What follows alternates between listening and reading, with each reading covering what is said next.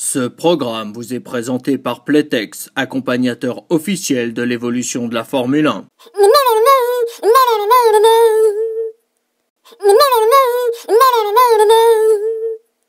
Hello everybody, ça veut dire bonjour. Ah bah oui, quand même, je suis très monoplace, complètement bilingue. Et un peu tricard aussi. Enfin bref, hello everybody, et welcome pour ce 9e épisode de Faux Départ, où nous allons parler du Grand Prix de Grande-Bretagne qui s'est déroulé ce week-end à Silverstone. Un Grand Prix où on ne vous a pas vu, Jacques, où étiez-vous passé? Au poste de police. Au poste de police? Mais qu'est-ce que vous y faisiez? Les Anglais vous ont volé quelque chose? Oui, un titre de champion du monde en 96, un certain Damon Hill, mais c'est pas la question. Je me suis fait arrêter alors que je roulais tranquillement dans ma voiture. Ah bon, mais alors? Bah alors, ce pays est peuplé d'irresponsables. Eh les gars, va falloir repasser le permis, hein, sans vous mentir, j'ai croisé que des types à contresens. Vous me connaissez, je suis un excellent pilote et au réflexe irréprochable, alors je les ai tous évités quand même. Et là, sorti de nulle part, une voiture de police déboule et paf, on m'arrête. Soit dit en passant, la voiture avait un défaut de fabrication. Le volant était du mauvais côté, je suppose. Exactement, comment vous avez deviné? Au moins une intuition, comme ça. Bien, en attendant, nous avons assisté à une course où les bagarres ont été peu nombreuses mais intense. Commençons par le départ, où tout s'est à peu près bien passé jusqu'à ce que Kimi décide de nous faire du hors-piste. Puis le Finlandais, persuadé que sa Ferrari ressemblait à ça,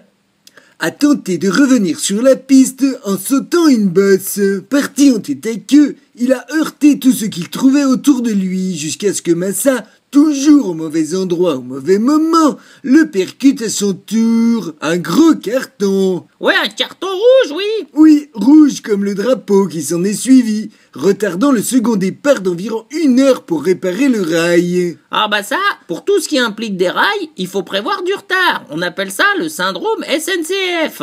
D'autant que le métier de pilote, c'est tout sauf le train-train. Le second départ donné, c'est alors Gutiérrez qui a tenté d'égaliser. Bah égaliser quoi, au foot? Non, à égaliser le score. N'oublions pas qu'il est mené 1-0. Je comprends rien. Maldonado mène un tonneau à 0. Mais Gutiérrez a échoué à mettre Pastor sur la tête. Le Vénézuélien a décollé, mais est retombé sur ses roues.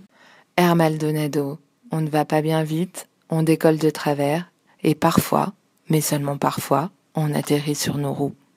Puis ce fut au tour de la suspension de la Caterham de casser. Ah bah ça c'était à prévoir, hein. De quelle façon? Bah le problème c'est qu'en Angleterre l'écurie n'a pas pu faire la révision de la voiture. Ils n'ont pas trouvé un seul Noroto. Mais enfin Jacques, les écuries de Formule 1 ne vont pas chez Noroto. Ah bah Caterham si, ils ont plus un rond. On fait des économies où on peut. En plus en ce moment ils offrent un pneu gratuit pour les 3 achetés. Ils auraient tort de pas en profiter. Oui, enfin j'ai quand même un doute. Bien. La seconde partie du Grand Prix a été marquée par une grosse bagarre entre Alonso et Vettel, même si l'Espagnol a dû subir une pénalité pour avoir raté son emplacement au départ. Ah bah ces ingénieurs ont bien raté sa voiture, il peut bien rater un emplacement, hein. Oui, mais cela ne l'a pas découragé. Il s'est battu avec son oignon rouge toute la course. C'est franchement triste. Mais quoi donc? Bah qu'Alonso ait pas été capitaine du Titanic. Avec une volonté pareille, Fernando, il nous le ramenait à la rame, le rafio. Mais c'est pas faux. D'autant que pour Kimi, c'est plutôt le radeau de la Méduse. Enfin, comme aurait presque dit Renaud, c'est pas l'homme qui prend la mer, C'est la mer qui prend l'homme. Et ce sont bien les flèches allemandes qui ont dominé la course, même si un essai de moufle a ralenti un mécanicien lors de l'arrêt au stand de Lewis.